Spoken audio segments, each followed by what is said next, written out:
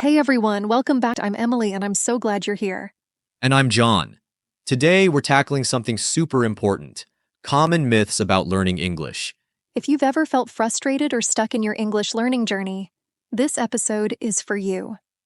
We're here to bust some of the most common myths that hold people back and show you that learning English doesn't have to be overwhelming. That's right. These myths can make you feel like you're not improving fast enough or that you're doing something wrong. But the truth is, most of them are just misconceptions. Today we'll go through 5 of the most common myths and explain why they're simply not true. Plus, we'll share some practical tips to help you build confidence and enjoy the process. And as always, we're including some helpful vocabulary words throughout the episode. You'll hear words like perfection, consistency, and immersion, so make sure to listen closely and see if you can use them in your daily practice. Speaking of vocabulary, let's start with the word perfection. It means being flawless or free from mistakes. Exactly. But here's the thing: when it comes to learning a language, you don't need perfection. The goal is to communicate your message, not to sound like a walking grammar book. That's so true. In fact, if you've ever had a conversation with someone in another language and they made a small grammar mistake, did it stop you from understanding them? Probably not.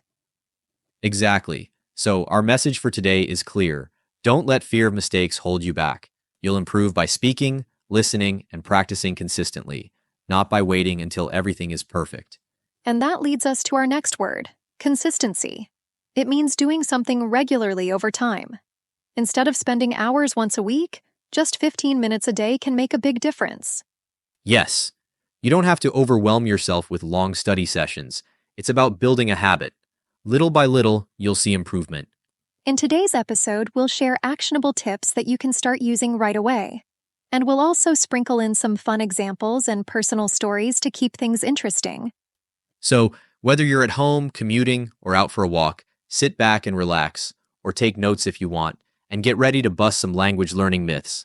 Let's dive in. All right, let's start with our first myth. You need to be perfect to speak English. Oh, this one is so common.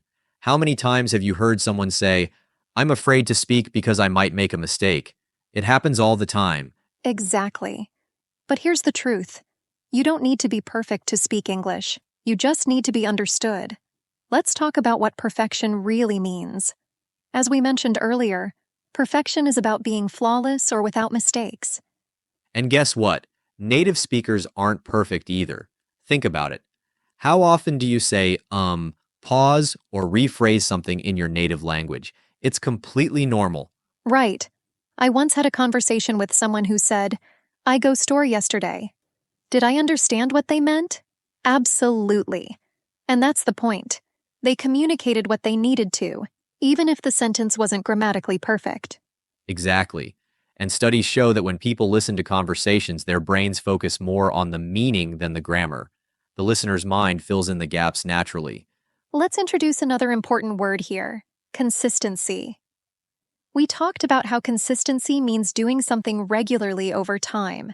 And this is key when it comes to speaking. Right? Instead of aiming for perfection, aim for consistency.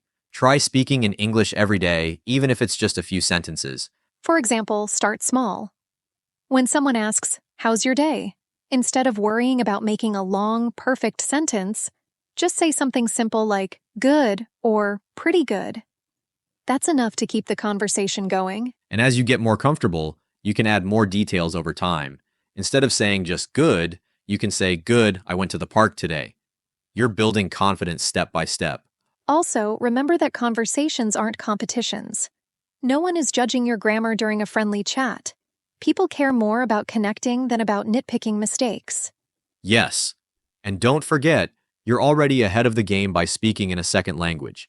Most people in the world don't even attempt to learn another language, so give yourself credit for trying. Here's a practical exercise. When you're watching a TV show or listening to a podcast, repeat a simple sentence after the speaker. Don't worry about getting it perfect. Just mimic their tone and rhythm. Over time, you'll build that muscle memory. Another great tip: talk to yourself throughout the day. You can say things like, "I'm making coffee," or "I'm walking to the store." These short sentences help you build fluency without the pressure of a conversation partner. So let's bust this myth wide open. You don't need perfection. You need practice and consistency. The more you speak, the more natural it will feel. Exactly. It's not about getting everything right. It's about getting started. All right, that's myth number 1 debunked. Let's move on to the next big myth. You have to study for hours every day to make progress. Let's move on to our next myth. You have to study for hours every day to make progress. Oh, this one really intimidates people. Many learners think that if they don't spend several hours a day studying, they won't improve. But that's not true at all. Exactly. The reality is that shorter, consistent study sessions are far more effective than long, exhausting study marathons. Let's remind everyone of the word consistency, doing something regularly over time. It's better to practice 15-20 minutes every day than to cram for 3 hours once a week. Yes, language learning is like building a habit. Think of it like brushing your teeth. It only takes a few minutes, but because you do it every day, it makes a big difference over time. And let's not forget that studying doesn't have to mean sitting down with a textbook for hours. Let's introduce the word immersion. Immersion means surrounding yourself with the language in a way that feels natural. Example: you can create your own immersion by listening to English podcasts or watching TV shows. Exactly. You can immerse yourself in English throughout your day. For example, instead of just listening to music in your native language, try switching to English songs or watch short YouTube videos in English. I love that tip. And here's another idea. Try narrating your daily routine in English. You can say things like, "I'm pouring a glass of water," or "I'm walking to the store." Even if you're talking to yourself, you're building that fluency muscle. Yes, and here's something really interesting. When you use small chunks of time effectively, you actually stay more focused. Long sessions can make you feel tired or overwhelmed, but short bursts of practice keep your brain engaged. Exactly. And let's not forget that practice doesn't always mean traditional studying. Listening to an English podcast while you're commuting or watching your favorite show with English subtitles counts too. Those are great ways to pick up new words and phrases without feeling like you're in study mode. Right. And if you're consistent with this kind of exposure, you'll start noticing patterns in conversations, sentence structures, and pronunciation just by listening and watching. That's such a good point. Plus, this kind of learning makes English more fun and less stressful. When you make language part of your daily life, you'll see progress without even realizing it. Here's a challenge for our listeners. Find just 15 minutes in your day, whether it's during breakfast, on your commute, or before bed, and dedicate that time to immersing yourself in English. It doesn't have to be intense, just consistent. Yes. So, to sum it up, you don't need hours of study to make progress. Short, consistent practice sessions that fit into your daily routine are more effective and sustainable. Exactly. Language learning is a journey, and small steps lead to big progress. So, give yourself permission to practice a little at a time. All right, that's myth number 2 debunked. Coming up next, you have to live in an English-speaking country to become fluent. All right, it's time to tackle another popular myth. You have to live in an English-speaking country to become fluent. Yes, I hear this one all the time.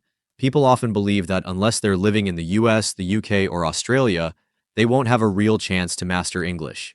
Yourself in English from wherever you are. Let's talk about immersion again.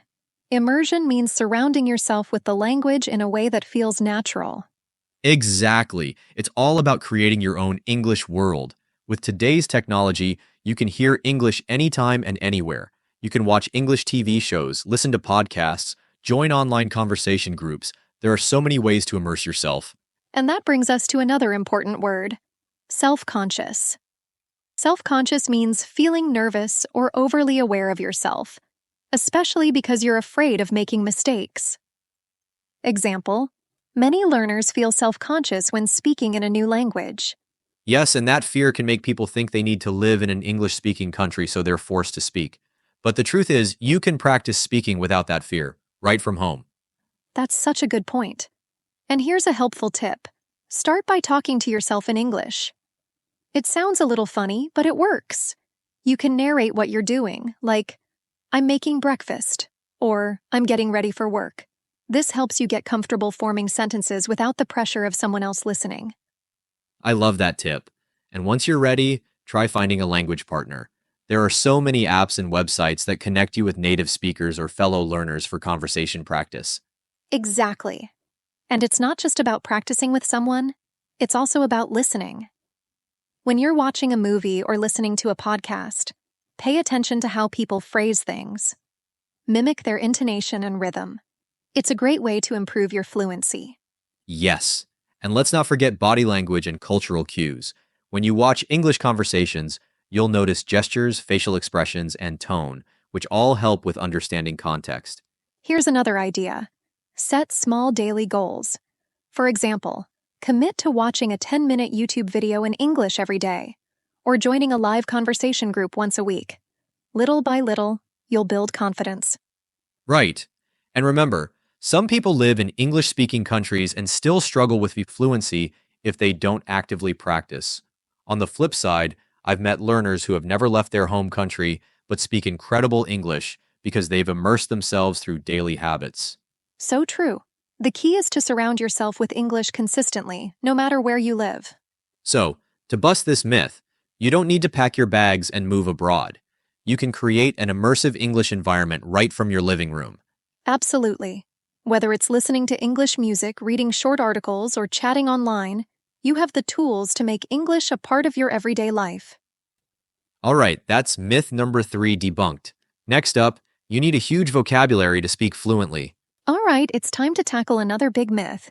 You need a huge vocabulary to speak fluently. Yes, this one can be really discouraging for learners.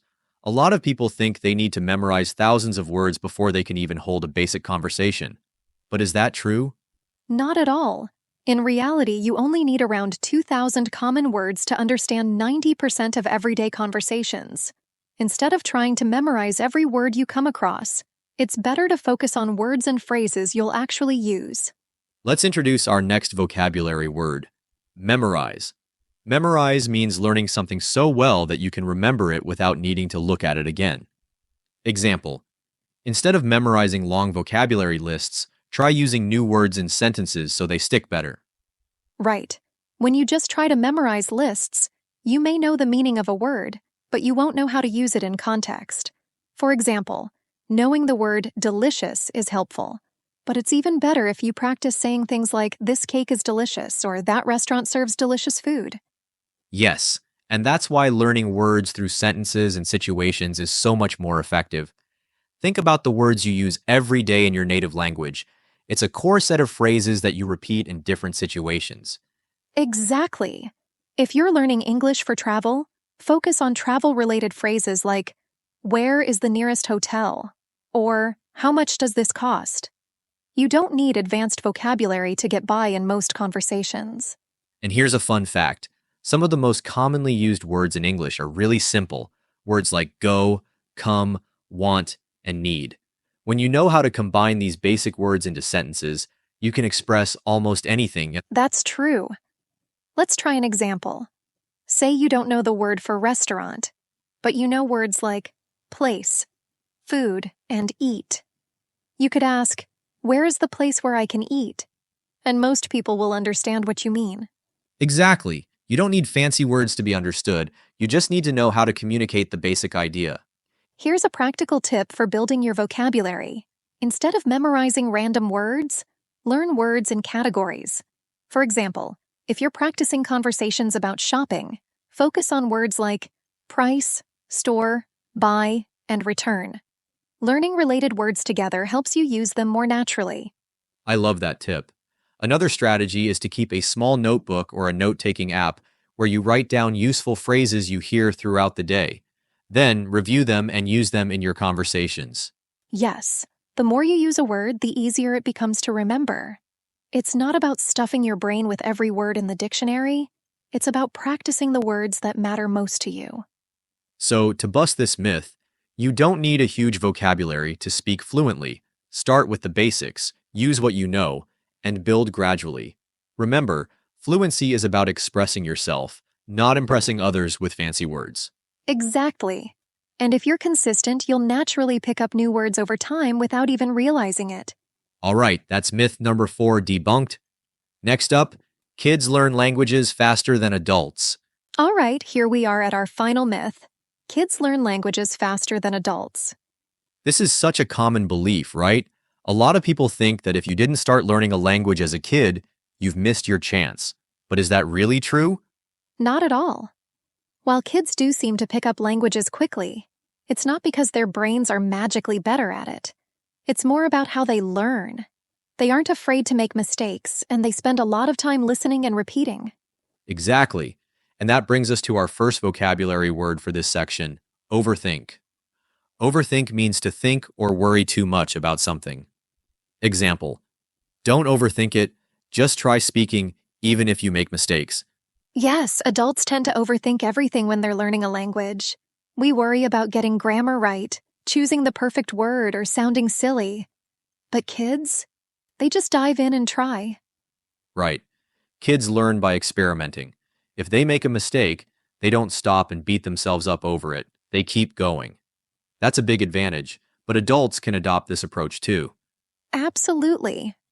Here's a fun example. I once met a 6-year-old who was learning English.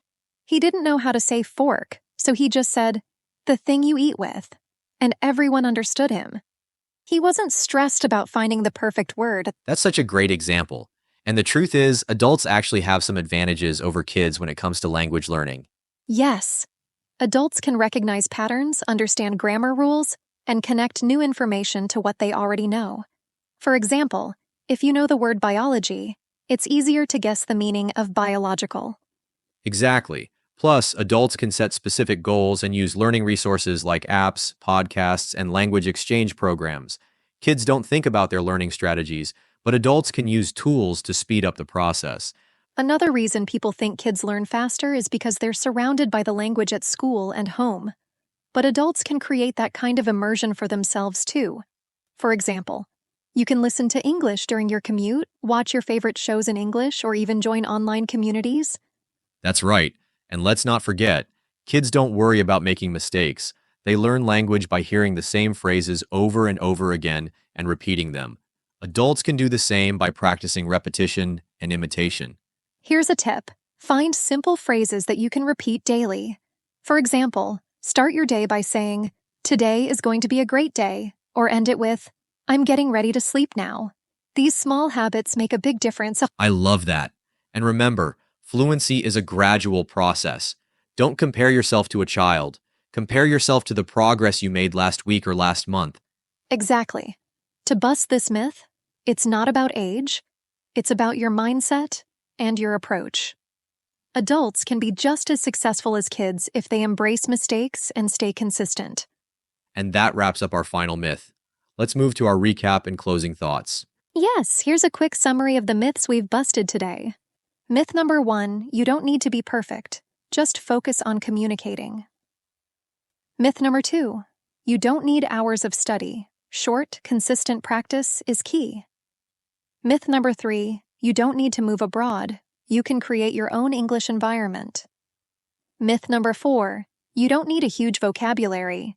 Focus on essential words and phrases. Myth number 5, adults can learn languages just as well as kids. It's all about your mindset. Exactly. If you're listening to this, you're already taking a fantastic step toward improving your English. Remember, language learning is a journey and every step counts. Celebrate your progress and enjoy the process. Thanks for joining us today. We hope you feel encouraged and ready to bust those myths in your own learning journey.